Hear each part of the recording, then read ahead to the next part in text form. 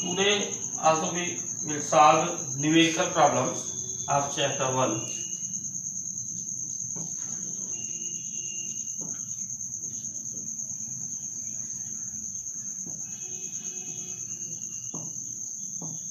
Chapter first.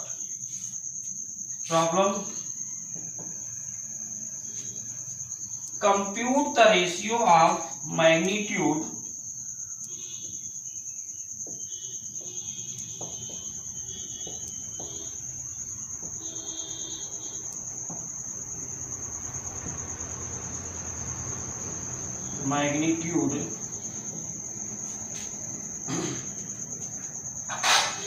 of electrical force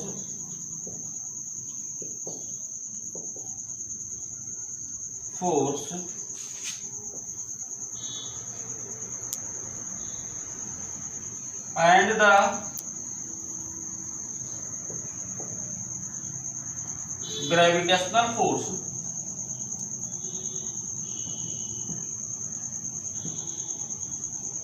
gravitational force between the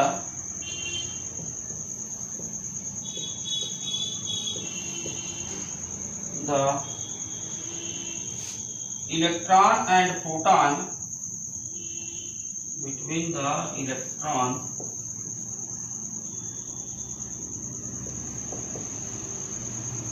and proton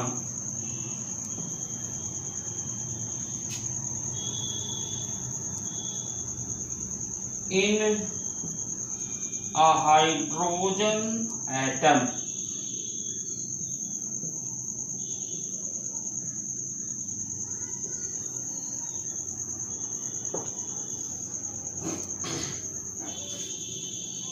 solution. Compute का मतलब होता है आपको कैलकुलेशन करना है रेशियो का। किसकी रेशियो का? इलेक्ट्रिकल फोर्स और ग्रेविटेशनल फोर्स जो हाइड्रोजन एटम में इलेक्ट्रॉन और प्रोटॉन के बीच लगते हैं।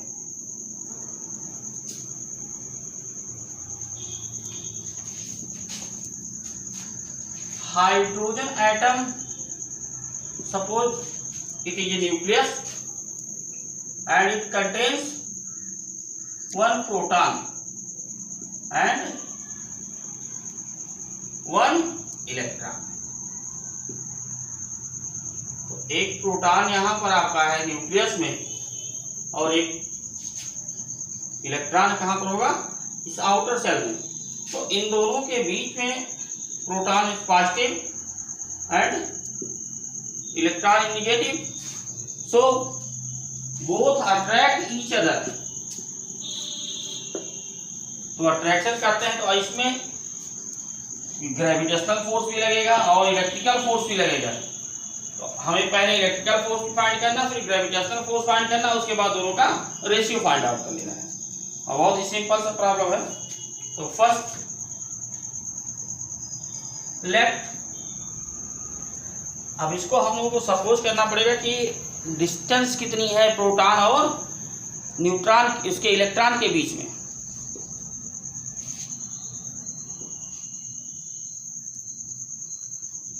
Late be the distance between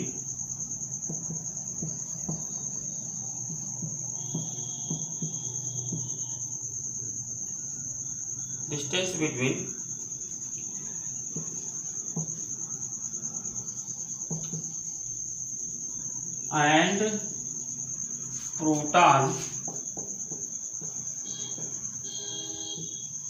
is small r,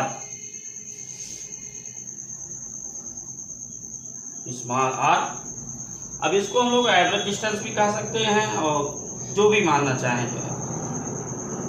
तो ये डिस्टेंस हो गया। Then attractive force between, then attractive force between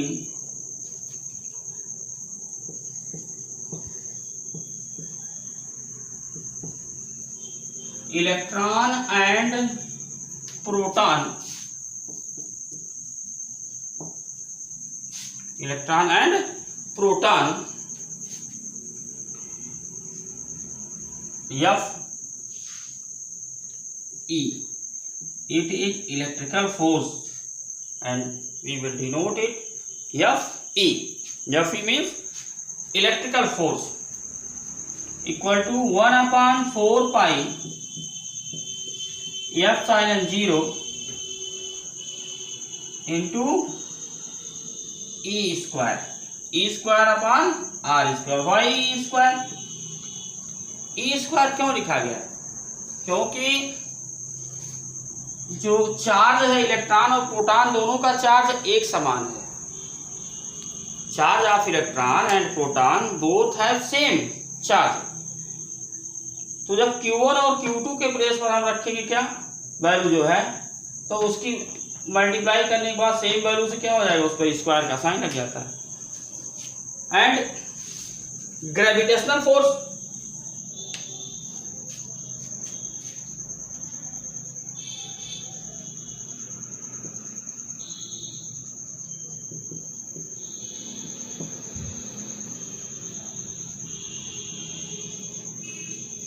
gravitational force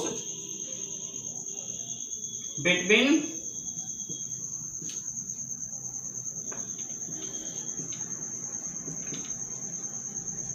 electron and proton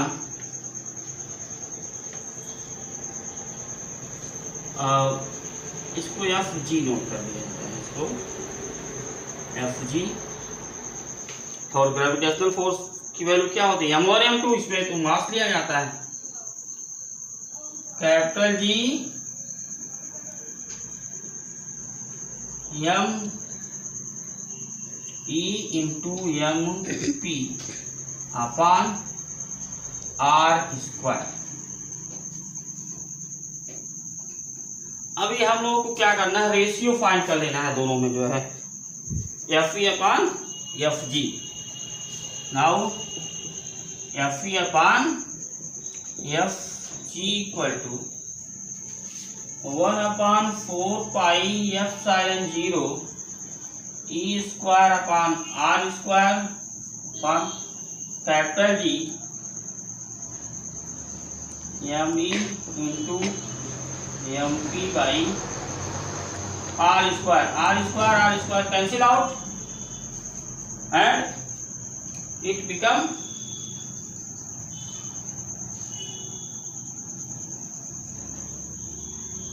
Fe upon Fg equal to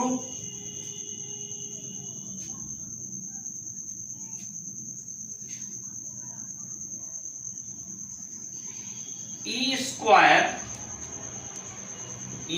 square upon 1 upon 4 pi capital G Me into Mp into 1 upon 4 pi epsilon 0. Now put the values. अभी value सबकी put कर ले हम लोग इसमें.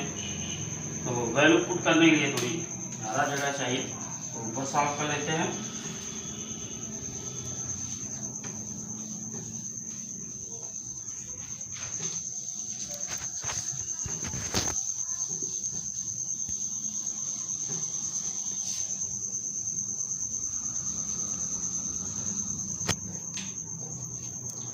One upon 4 pi epsilon 0 value of 1 upon 4 pi epsilon 0 9 into 10 raised to the power 9 into 1.6 into 10 raised to the power minus 19 whole square upon E की value क्या होती है 1.6 into 10 raised to the power minus 19 coulomb. तो square कर देंगे तो इसका coulomb square हो जाएगा हमारा. फिर कैपिटल G की value 6.67 into 10 raised to the power minus 11 into mass of 9.11 into 10 raised to the power minus 31 into mass of proton 1.67 into 10 raised to the power minus 27 and solve it। तो इसको solve कर लिया जाए। Solve करने के बाद जो value मिलेगी हमको 2.27 into 10 raise to the power 39।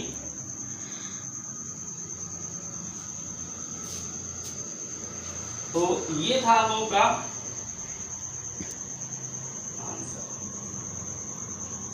अब इसको रेशियो में फाइंड करने को कहा था जो है, तो रेशियो में फाइंड करने का मतलब हुआ कि अपान 1 Fv अपान Fg, इसकी अपान हो जाएगा 1 इसका, तो इतना रेशियो 1 का रेशियो मिलेगा हमको इसमें।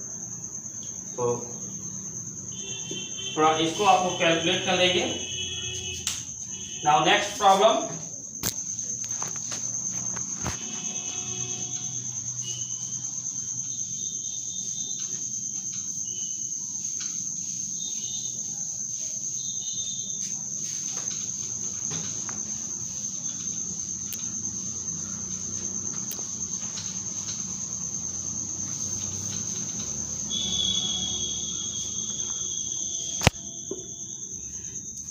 next question is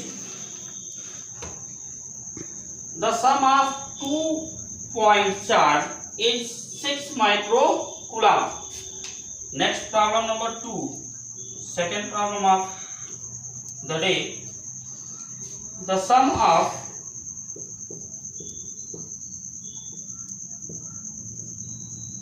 of 2 point charges is 6 microcoulomb.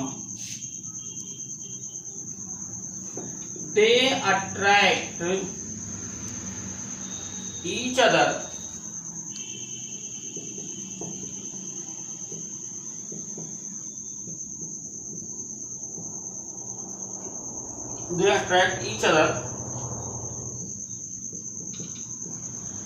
with a force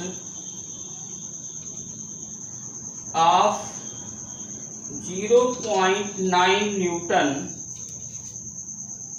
when kept 40 centimeter apart. When kept 40 centimeter apart in vacuum,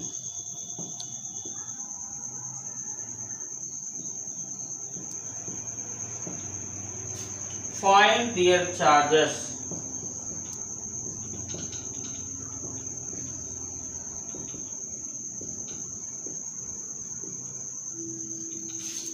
कहने का मतलब क्या हुआ कि if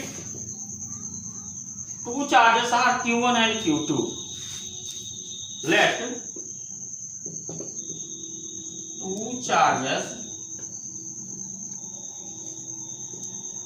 are Q1 and Q2, then according to question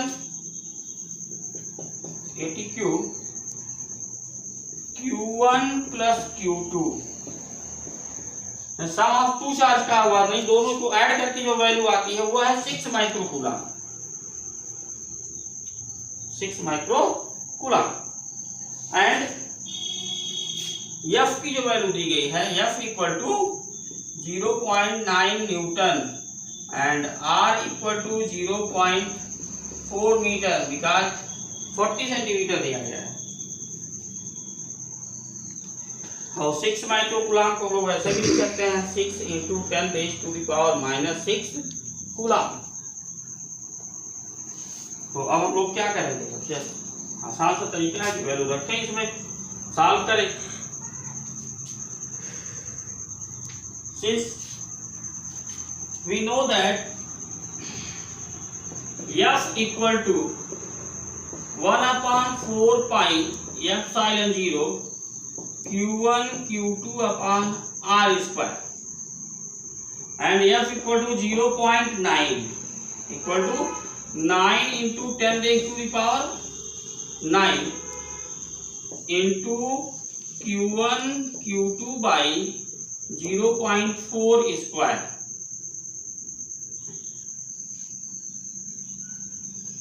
तो अब इसको सॉल्व कर लिया जाए तो वैल्यू मिलेगी हम लोगों को 0.16 क्रॉस मल्टीप्लाई से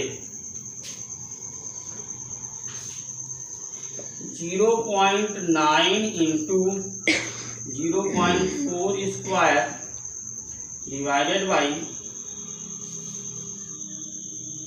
9 into 10 raise to the power 9 equal to Q1 Q2। यहाँ Q1 Q2 की वैल्यू क्या करेंगे, क्रॉस मल्टीप्लाई, ये इससे मल्टीप्लाई हो जाएगा और ये इसके मल्टीप्लिकेशन के फॉर्म में है तो डिवीजन हो जाएगा नेक्स्ट स्टेप में। And it implies that 0.9 into 10 raised to into 0.16 4 का स्क्वायर क्या होगा 16, 2 प्लेस के बाद डेसिमल लग जाएगा वहाँ पर upon 9 into 10 raised to the power 9। अब इस 9 से देखा जाए तो ये 10 टाइम कैंसिल होगा, तो यहाँ ये इसको देखा जाए तो ये हो जाएगा 10 raised to the power 10 equal to Q1 Q2। तो Q1 एंड Q2 की वैल्यू क्या मिलेगी, इक्वल टू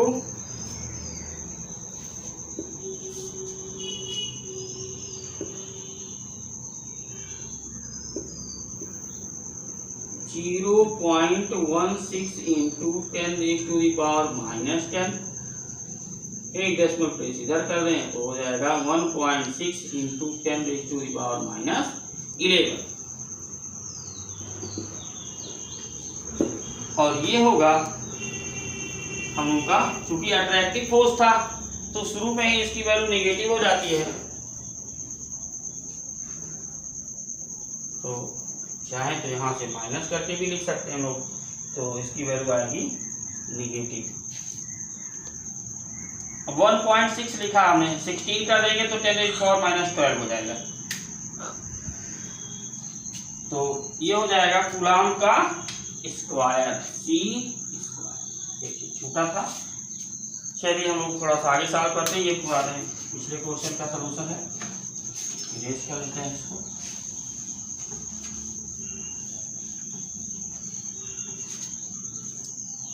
अभी हम लोगों को सॉल्व करना है कि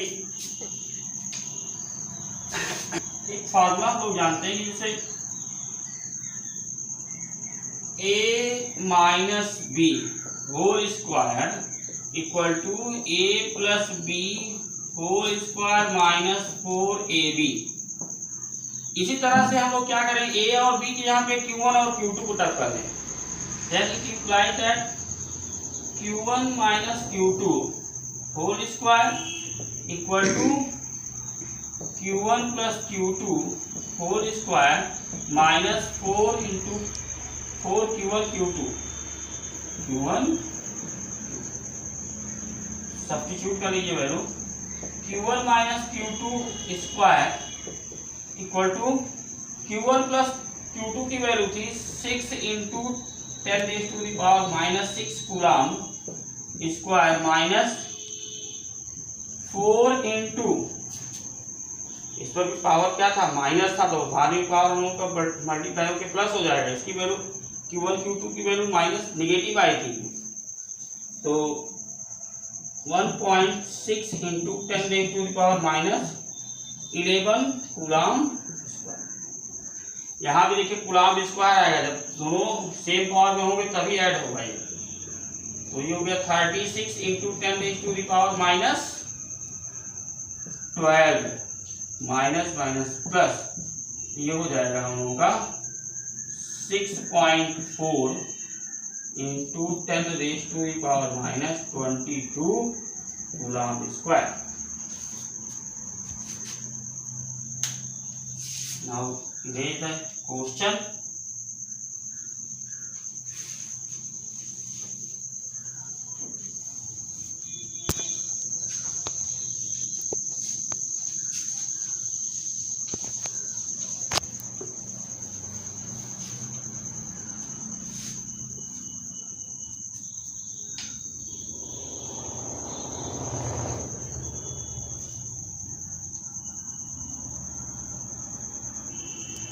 अब कैसे होगा एडिशन? ये दोनों के पावर हमारे अलग अलग हैं,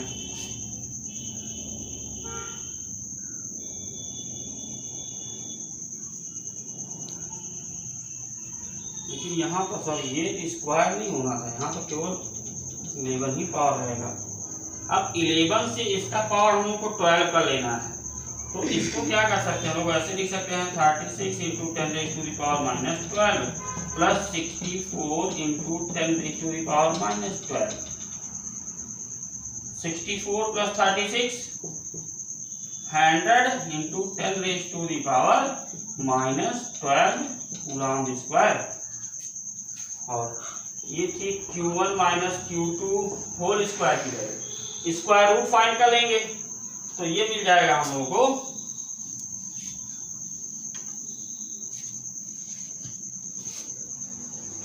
Q1 minus Q2 equal to 10 into 10 raise to the power minus 6 coulomb. और वहां था क्या 6 इंटू Q1 प्लस Q2 की वैल्यू दी गई थी 6 माइक्रो कूलम्ब का, और यहाँ इसकी वैल्यू है 10 माइक्रो कूलम्ब। तो क्या करेंगे हम लोग? फाइंड कर लेंगे Q1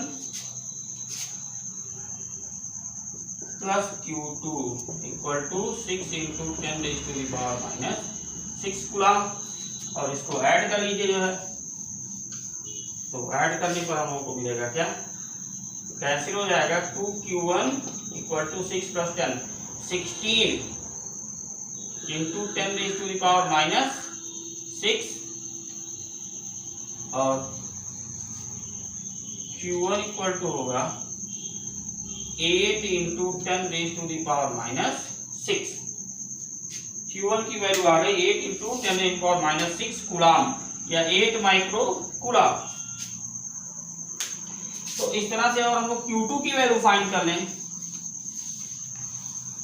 किसी दोनों इक्वेशन मान सकते थे हम लोग, किसी जैसे Q1 प्लस Q2 को और Q1 माइनस Q2 को एक इक्वेशन से, और and Q2 equal to minus 2 into 10 raise to the power minus 6 coulomb, या इसी को हम लोग लिख सकते हैं माइनस 2